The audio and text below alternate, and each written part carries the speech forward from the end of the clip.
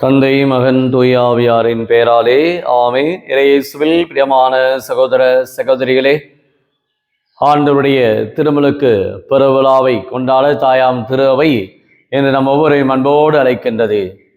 இயேசுடைய இந்த திருமலுக்கு பெருவிழா நம் ஒவ்வொருடைய வாழ்விலும் மீட்பை கொடுக்கின்றது. இயேசுடைய இந்த திருமுழுக்கு நம் ஒவ்வொருவருடைய கடவுளுடைய பிள்ளையாக பிறக்கச் செய்கின்றது. கிறிஸ்துவிலே நாம் அவருடைய அன்பை பெறுகிறோம், அவருடைய அமைதியை பெறுகின்றோம். கிறிஸ்துவிலே நாம் புது வாழ்வை பெறுகின்றோம். திருமுக்கின் வழியாக நம்முடைய ஜென்ம பாவமானது நீக்கப்படுகின்றது. கடவுளுடைய அன்பால் ஆட்கொள்ளப்படுகின்றோம். இதைத்தான் இன்றைய வாசகங்கள் அனைத்துமே, முதல் வாசகம் எசாயா புத்தகத்திலிருந்து எடுக்கப்பட்டிருக்கிறது. இரண்டாவது வாசகம் திருத்தூதர் பணியிலிருந்து எடுக்கப்பட்டிருக்கிறது. அதே வேளையிலே நாம் பார்ப்பது இன்றைய நற்செய்தியை பார்ப்பது மத்தேயு நற்செய்தியிலிருந்து கொடுக்கப்பட்டிருக்கிறது. இந்த மூன்று வாசகங்களுமே ஆண்டவர் இயேசுடைய இந்த திருமுழுக்கு வாக்குறுதிகளை பற்றி நமக்கு சிந்திக்க அழைப்பு விடுக்கின்றது.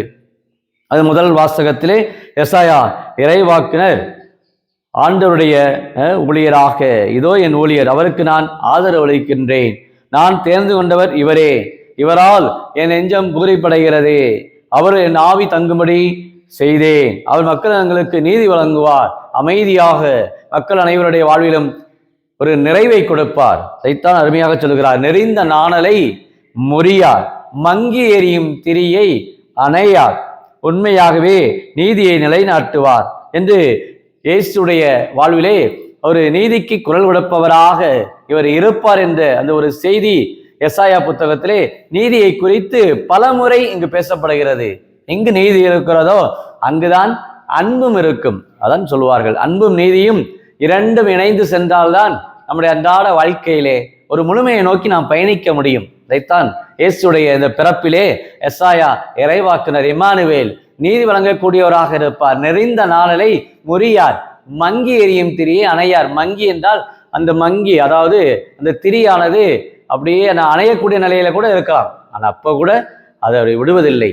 பார்க்கிறோம், இழந்து போனதை தேடி மீட்கவே மாணவர்கள் வந்தார் என்பதை நாம் பார்க்கிறோம். இதோ கடைசியானோர் முதலானோர் என்று சொல்லக்கூடிய அளவுக்கு இயேசு தன் வாழ்வை தாழ்நிலையில் இருப்பவரை உயர்த்தக்கூடியவர் தான் இந்த திருமுழுக்கு இந்த வாக்குறுதிகளை நாம் பார்க்கின்றோம். அப்ப இயேசுடைய இந்த வாழ்வை ஆண்டவர் அருமையாக இந்த 2ஆம் வாசகத்திலே திருத்தூதர் பணியிலிருந்து அருமையாக சொல்லப்படுகிறது. கொர்நேலியுவையும் அவரது வீட்டாரையும் நோக்கி பேதுரு அவரிடத்திலே நம்பிக்கையோடு இந்த வார்த்தைகளை சொல்கிறார். கடவுள் ஆள் பார்த்து செயல்படுவதில்லை. அப்ப திருமுழுக்கு பெற்ற ஒரு கிறிஸ்தவன் ஆள் பார்த்து செயல்படக்கூடாது. இவர்கள் இந்த இனத்தை சேர்ந்தவர்கள், இவர்கள் இந்த மொழியை பேசக்கூடியவர்கள், இவர்கள் இந்த நாட்டை சேர்ந்தவர்கள் என்பது அல்ல. மாறாக ஆள் பார்த்து செயல்படாமல் ஒவ்வொரு மனிதரை மனிதராக ஏற்றுக்கொள்வது. இதுதான் நாம் ஆந்திரோபாலஜியில் பார்க்கிறோம். மனிதரை மனிதராக நாம் அன்பு செய்வது. மனிதனுடைய அந்த உள்ளத்திலே ஒரு அன்பு இருக்கிறது, ஏக்கம் இருக்கிறது, நிறைவு இருக்கிறது. இதைத்தான் தத்துவயாளர் மார்ட்டின் பியூவர் என்பவர் அருமையாக சொல்லுவார். நீங்கள் பொருட்களை மனிதனிடத்திலிருந்து பெற்று அவர்களிடத்திலே நீங்களுடைய அன்பை நீங்கள் கொடுக்காமல் செல்லக்கூடாது. மாறாக நீங்கள் மனிதர்களை அன்பு செய்து அவரிடமிருந்து நாம் பொருட்களையோ அவரிடமிருந்து நாம் பெறக்கூடிய வாழ்வையோ அவரிடமிருந்து நாம் அனுபவிக்க வேண்டும். ஆனால் இன்றைக்கு பொருட்களை இருக்கக்கூடிய சொத்துக்களை பெற்று மனிதரை இன்றைக்கு உதறி தள்ளிவிடுகின்றார்கள். அதைத்தான் இன்றைக்கு சொல்லுகிறார். ஆள் பார்த்து செயல்படுவதில்லை. கடவுள் பாரபட்சமற்றவர், கடவுள் அன்பானவர், இரக்கமுள்ளவர், கருணையுள்ளவர், மீட்பை கொடுக்கக்கூடியவர் என்பதை அருமையாக இன்றைய அந்த கொர்நேலியு அவருடைய வீட்டார் எல்லாம் இயேசுவை குறித்து மனம் மாறுகின்றார்கள். அவரிடத்துல ராயப்பர் அறிக்கை எடுகின்றார். இயேசுடைய பண்பு, மீட்பருடைய பண்பு இப்படிப்பட்ட ஒரு பண்பு என்பதை சொல்லுகின்றார். நற்செய்தியிலே பார்க்கிறோம், வானம் திறக்கப்படுகிறது, புறா வடிவிலே தூய ஆவியானவர் இருக்கின்றார். தந்தையாம் இறைவனுடைய பிரசனம், இவரே என் அன்பான மகன், இவருடன் நான் பூரிப்படைகிறேன் என்று சொல்லுகிறார். இவருக்கு செவிசாயுங்கள் என்று சொல்லுகின்றார். பாருங்கள், அப்ப இயேசுவுக்கு ஆண்டவருடைய ஆள் உறுதிப்படுத்தப்படுகிறார். என் அன்பார்ந்த மகன் இயேசு கடவுளுடைய மகனாக நம்ம எல்லோரையும் ரட்சிப்பதற்கு, மீட்பதற்காக வருகிறார். அப்ப திருமுழுக்கு அளித்தாலும் எதற்கு? இயேசு ஏன் திருமுழுக்கு பெற்றார்? அவர் ஒரு பாவமும் செய்யவில்லை. ஆனால் அவர் ஏன் பெற்றார்? இயேசு 30 வயதிலே அந்த யோர்தான் ஆற்றங்கரையிலே திருமுழுக்கு யோவான், நீராய் நிலம் வருகிறீர் என்று கேட்கக்கூடிய அளவுக்கு, அந்த அளவுக்கு இயேசுடைய வாழ்விலே அந்த திருமுழுக்கு அருட்சாதனத்தை அவர் தாழ்ந்து பணிந்து அவர் பெறுகிறார். அடையாள திருமுழுக்கை பெறுகின்றார். நாம் பெறுவது அருள் அடையாளமாக திருமுழுக்கு அருட்சாதனம். கடவுளாக நம்ம ஒவ்வொருவரையுமே அவருடைய அன்பு இறையாட்சியிலே நம்மை பங்கெடுக்க வைக்கிறது. திருச்சபையுடைய உறுப்பினராகின்றோம். கிறிஸ்துவை நாம் பெற்றுக்கொள்ளுகின்றோம். அதான் நம்ம சபையினுடைய தாய் தன்னுடைய பிள்ளைகளை ஒருவரை வலப்புறம் இன்னொரு பிள்ளையை இடப்புறமாக விண்ணகத்திலே அரியணையிலே வைக்கிற போது ஆண்டவர் சொல்கிறார், நான் பெறக்கூடிய திருமுழுக்கை அவர்கள் பெற முடியுமா? அப்ப இயேசு பெறக்கூடிய அந்த திருமுழுக்கு இரத்த திருமுழுக்கு.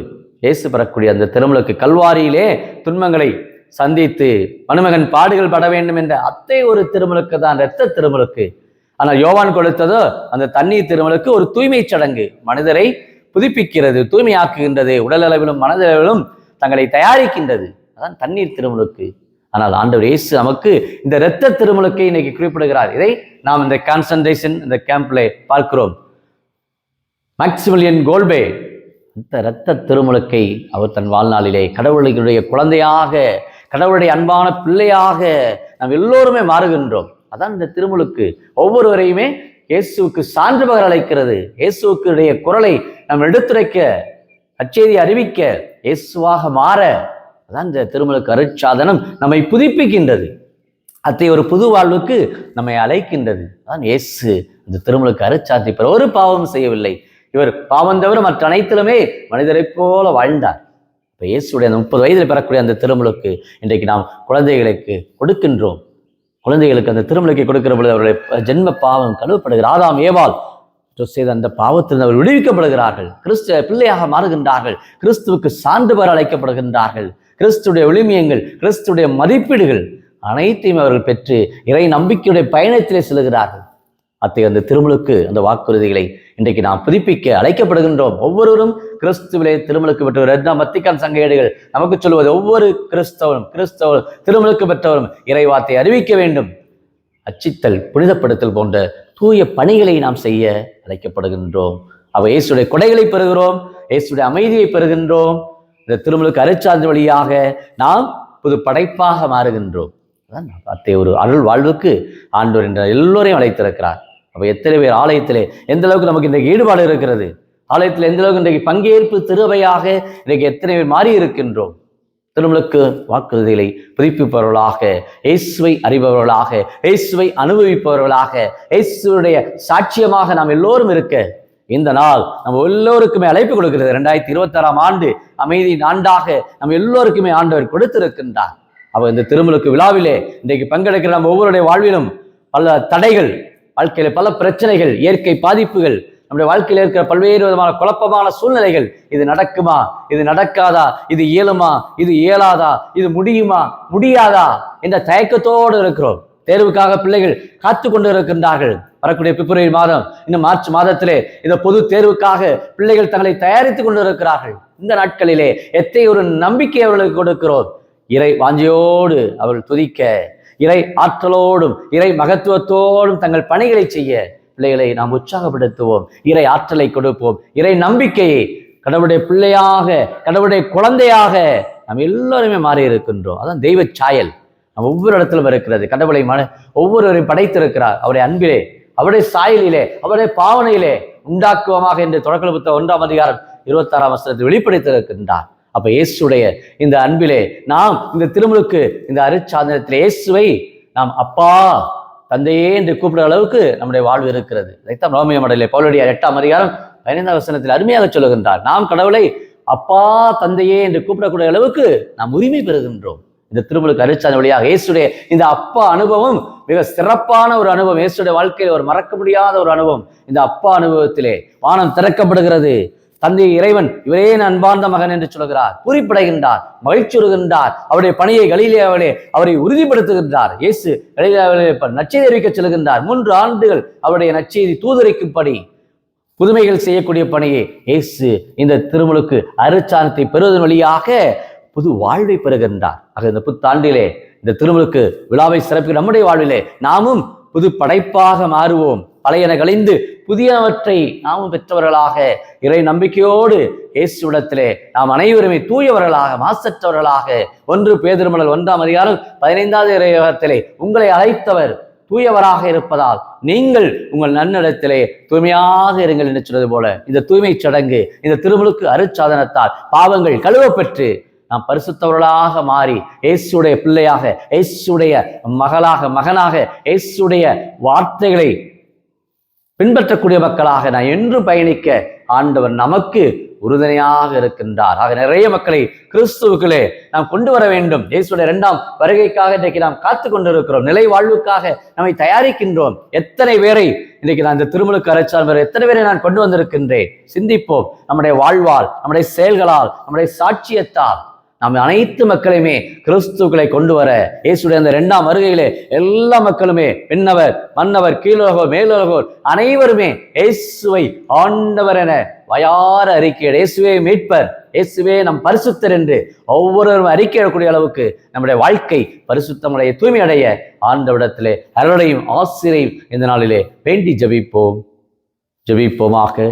அன்பின் பரலோக பிதாவே, அப்பா இயேசுவே, இயேசுடைய திருமுழுக்கு பெருவிழாவை கொண்டாடக்கூடிய இந்த நாளிலே தந்தை, மகன், தூய் ஆவியானவருடைய மூவரு கடவுளுடைய பிரசனத்தை நாங்கள் உணர்கின்றோம். இது இந்த யூடியூப்ல ஜெபிக்கிற அநேக குடும்பத்தார் ஒவ்வொரு கடவுளுடைய ஆற்றலை இந்த நாளில் பெருமடியாக இயேசுடைய இந்த திருமுழுக்கு வெளிப்படுத்தக்கூடிய இந்த உண்மைகளை, கொடைகளை, வரங்களை, அமைதியை, நீதியை இந்த சமூகத்துக்கு நாங்கள் படைப்பவர்களாக எங்களுடைய அன்றாட வாழ்க்கை, குடும்ப வாழ்வு ஒரு சாட்சிய வாழ்வாக திருப்பலிக்கு செல்வதும், ஜெபிப்பதும், இறை வாஞ்சியோடும், இறை ஆற்றலோடு இறைவார்த்தையை வாசிப்பதும், கடைபிடிப்பதும் எங்களுடைய அன்றாட வாழ்விலே உம்முடைய கொடைகளை, உம்முடைய வரங்களை பெற்ற மக்களாக இறை நம்பிக்கையோடு நாங்கள் பயணிக்க, சாட்சி பெறக்கூடியவர்களாக இருக்க, நீதிக்கும், உண்மைக்கும், அன்புக்கும், சமத்துவ சகோதரத்துவ உலகம் படைக்க, இறையாட்சியை நாங்கள் உருவாக்க எங்களுக்கு தேவையான உடைய அன்பின் கொடைகளை இயேசுடைய இந்த திருமுழுக்கு பெருவிழாவிலே இன்றைக்கு ஜெபிக்கிற ஒவ்வொருடைய உள்ளங்களிலுமே இறைவார்த்தையை என்னாலும் அறிவிப்பவர்களாக நலமான சமூகத்தை படைக்க தேவையான ஆற்றலும் இறை நம்பிக்கையும் ஒவ்வொரு குடும்பத்திற்குமே இந்த நாளிலே கொடுக்கும்படி கேளுங்கள், கொடுக்கப்படும், தட்டுங்கள், திறக்கப்படும் என்ற நம்முடைய வார்த்தைகள் ஒவ்வொரு குடும்பத்தாருக்குமே ஒளியாக, வாழ்வாக, உயிராக இருக்க உடைய கிருபையை பொழியும்படி, குடும்பங்களை ஆசீர்வதிக்கும்படி கிறிஸ்து வழியாக உம்மை மன்றாடுகிறோம். ஆமென்.